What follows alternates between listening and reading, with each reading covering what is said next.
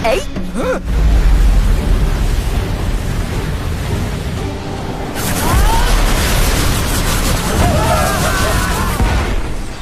，Assalamualaikum Squad Capruk. Widih, masih lanjut di Donghua yang satu ini, yaitu Perfect World atau dunia yang sempurna. Jadi kali ini admin akan lanjutin ke episode 11 ya cuy. Oke lah, seperti biasa jika kalian suka dengan channel ini, tinggal subrek aja. Di episode sebelumnya, si Hao yang berhasil menyelamatkan patriark alias kakek Yunpeng, ia juga mengalahkan roh pengorbanan dari para bandit biadab itu. Dan setelah itu, si Hao tertidur pulas sampai mengigau pengen minum susu. Dan di pagi harinya, ia dan Chin Peng diberitahu oleh Pi Hao kalau Dewa Willow sudah bangun.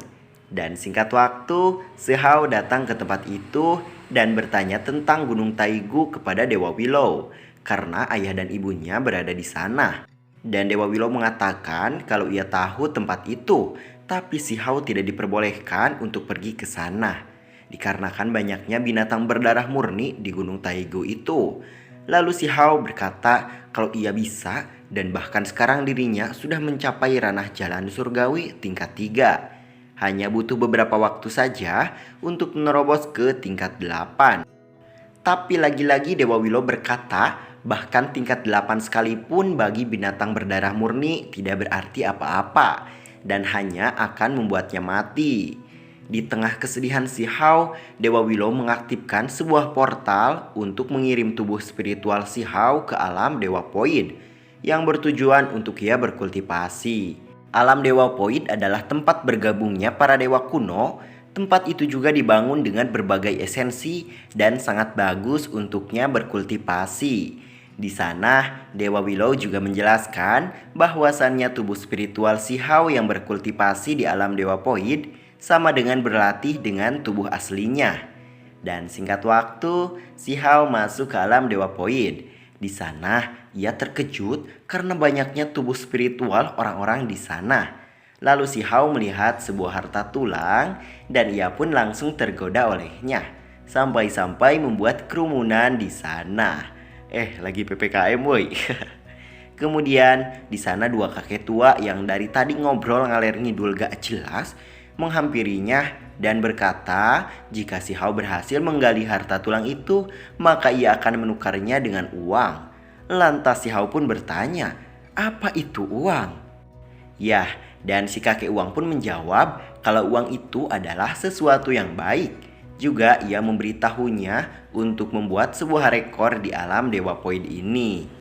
Lalu si Hao yang memang unggul dalam kecepatan, di sana ia mencoba dengan potensi dirinya untuk memecahkan rekor.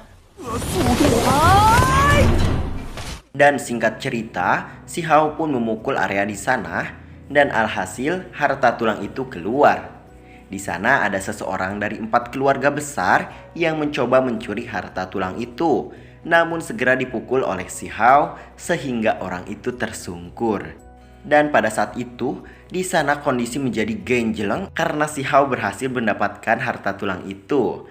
Dan terlihat si kakek uang mencoba untuk memanfaatkan kepolosan si Hao dengan membujuknya untuk menukarnya dengan uang. Jelas si Hao pun menolaknya mentah-mentah. Tak lama kemudian muncullah batu yang kayak batu stupa atau prasasti. Kita panggil stupa aja ya guys. Pertanda kalau alam Dewa Void mengetahui kalau ada seseorang yang membuat rekor. Stupa itu akan mengumumkan rekor si Hao ke seantero dunia. Dan untuk menyempurnakan rekornya, maka si Hao harus menulis pesan di atas batu itu. Setelah si Hao menuliskan pesannya, saat itu juga pesannya dibacakan oleh batu stupa itu. Ternyata si Hao menulis pesan yang sangat memalukan. Sontak orang-orang di sana sangat menertawakannya. Di belakang sana, si Hao mendengar ada orang-orang yang membicarakannya, lalu membanding-bandingkan dengan si Yi. Ini yang mereka kenal sebagai pencetak rekor terhebat. Setelah itu si Hao bertanya keberadaan Raja Binatang Kepala 10 kepada kedua kakek itu demi mengejar rekor si Yi. Tak henti-hentinya si Hao ditertawai oleh orang-orang di sana. Namun si kakek itu menjawab Jangan katakan 10 kepala, yang gak berkepala juga. Salah cuy. Maksudnya bahkan sekarang sangat sulit untuk menemukan raja binatang. Tapi si kakek tak menyurutkan semangat si Hao. Ia juga mengatakan bahwa kaki si Hao sangat kuat. Mungkin ada beberapa rekor yang bisa si Hao coba, semisal melompati gunung berapi aktif dengan 1 langkah, seperti yang dilakukan oleh si Yi waktu itu. Dikarenakan sejauh ini belum ada yang bisa memecahkan rekor ini.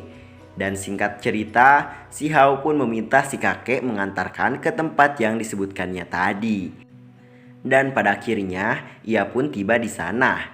Namun di depannya ia melihat ada sekumpulan orang-orang menghadang. Ternyata itu adalah keluarga orang yang tadi mencoba mencuri harta tulang milik si Hao. Di sana mereka menyalahkan si Hao yang sudah menyakiti anggota keluarganya itu. Di sisi lain, kedua kakek penjilat itu kabur karena melihat gerombolan dari 4 keluarga besar itu. Dan di sana si kakek jagoan meminta si Hao untuk tunduk patuh dan menyerahkan harta tulang itu, serta memintanya untuk tidak menolak meminum anggur. Namun si Hao dengan polosnya mengatakan kalau ia hanya suka minum susu. Merasa dipermainkan oleh si Hao, ia pun marah dan menyuruh semua pengawalnya untuk menangkap si Hao. Beberapa kali si Hao merontokkan para pengawal itu dengan mudah, bahkan si kakek jagoan itu dipermainkannya.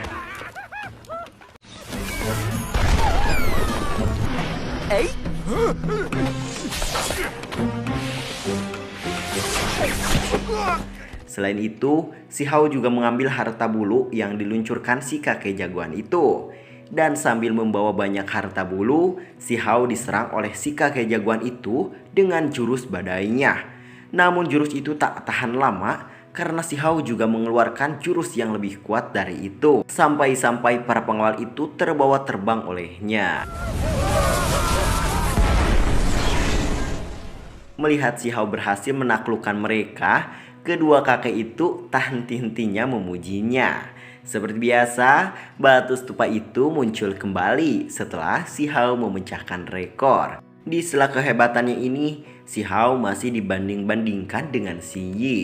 Dan sambil menghadap ke gunung berapi kembar, si Hao yang bermalas-malasan itu, ia menunggu orang yang sedang mendaki ke puncak gunung itu selama 2 jam lamanya. Ya jelaslah, kata si kakek burung juga, tingginya 3000 mdpl. Ketika si kakek itu akan mempersiapkan si Hao untuk meloncat ke gunung sana, dari atas langit turunlah Dewi Perang dengan para pengawalnya. Di sana ia ikut memeriahkannya karena ia mendengar bahwa ada orang yang akan memecahkan rekor si Yi. Si Hao dengan entengnya mengatakan apa rekornya sulit dipecahkan. Si Hao sangat optimis bisa memecahkannya satu persatu. Lalu si Dewi Perang menambahkan jika si Hao benar bisa melakukannya, ia akan diundang untuk bergabung dengan Akademi Zulu.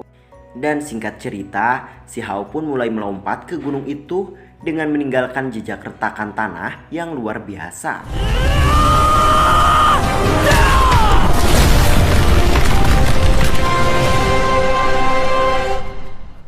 Di sana, para orang-orang yang mendaki gunung itu terlihat sangat merendahkan si Hao karena si Hao tidak juga sampai di sana. Namun tiba-tiba akhirnya mereka dikejutkan oleh si Hao yang melompat menuju puncak gunung yang paling tinggi di daratan itu.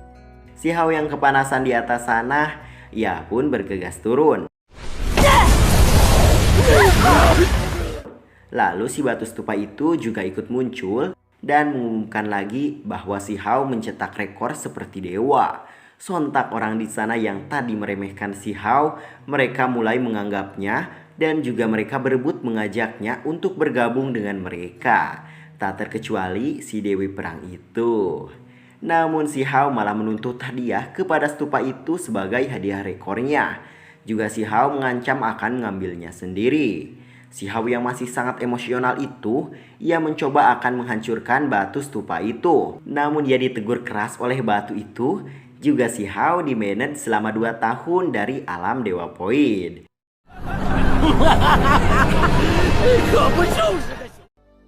Nah cuy, kalian tahulah part ini bersambung dulu. Oke, Squad Capruk dimanapun kalian berada, jangan lupa di like. Dan jika kalian suka dengan channel ini, tinggal subrek aja. Oke cuy, see you next video. Hatur thank you dan goodbye.